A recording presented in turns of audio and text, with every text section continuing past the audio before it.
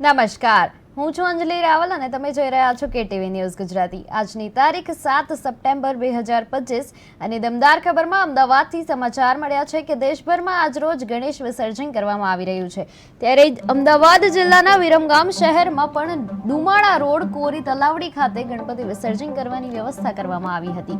શહેરના વિવિધ ગણેશ પંડાલમાં વહેલી સવારથી મોટી સંખ્યામાં ભાવિક ભક્તો ઉમટી પડ્યા હતા અને ઢોલ નગારા સાથે વાજતે ગાજતે ગણપતિ બાપ્પા મોરિયા અગલે બરસ તું જલ્દી આના નારા સાથે વરસતા વરસાદમાં ભક્તોએ ગણપતિ બાપ્પાને વિદાય આપી હતી અને કોઈ જ અનિચ્છનીય બનાવ ન બને તે હેતુથી વિરમગામ નગરપાલિકા NDRF team, fire brigade team, Viramgam division નાયબ પોલીસ અધિક્ષક તપનસિંહ ડોડિયા, ટાઉન પીઆઈ પીએસઆઈ ખડે પગે રહ્યા હતા।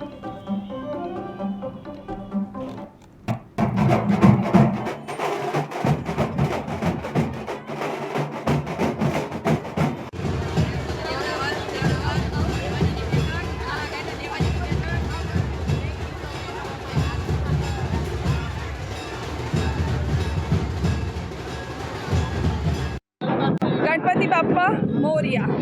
ભાદરવા સુદ ચતુર્દશીએ ગણપતિ બાપ્પાનું આગમન થાય છે અને અનંત ચતુર્દશી એમની વિદાય થાય છે।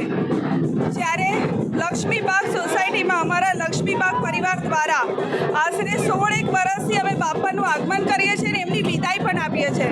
અમે જેટલો ઉત્સાહથી એમનું આગમન કરીએ છીએ એટલું ઉત્સાહથી એમને વિદાય પણ આપીએ છીએ। વિદાય આપીએ ત્યારે ઉત્સાહ એટલે કે બાપ્પા પૂરતા વર્ષે અમારા ત્યાં પાછું આગમન કરે ને એ વર્ષ જલ્દી ને જલ્દી આવી જાય એવા ઉત્સાહથી અમે એમની વિદાય આપીએ છીએ।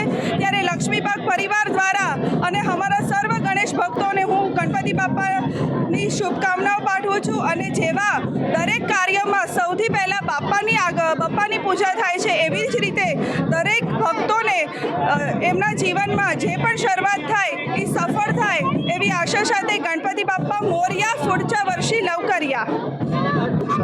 બાપ્પાનું જ્યારે આજે વિદાય લઈ રહ્યા છે ત્યારે હું એક જ સંદેશો આપવા માંગુ છું ગણેશ ભક્તોને કે બધાના જીવનમાં સુખ સમૃદ્ધિ તો મળે પણ બાપ્પા એવી શીખ આપીને જાય છે આપણને કે આપણા જીવનમાં જે આવે છે એનું જવાનું નિશ્ચિત છે। જેમ બાપ્પા આવ્યા એવી રીતે જ બાપ્પાનું વિદાય પણ છે। એવી રીતે બાપ્પાએ એવી શીખ આપી છે કે આપણા જીવનમાં જે પણ કંઈ આવે છે એનું જવું નિશ્ચિત છે। જે પણ કાંઈ આપણે હસી અહીંયા જ રહેવાનું છે, આપણા કર્મોના આધારે જ બધું આપણું છે। એટલે આપણને બાપ્પાએ એવી શીખ આપી છે અને એવી વિદાય આપી રહ્યા છે ને આપણને શીખ આપીને જઈ રહ્યા છે કે જે પણ કંઈ છે એ અહીંયા જ રહેવાનું છે।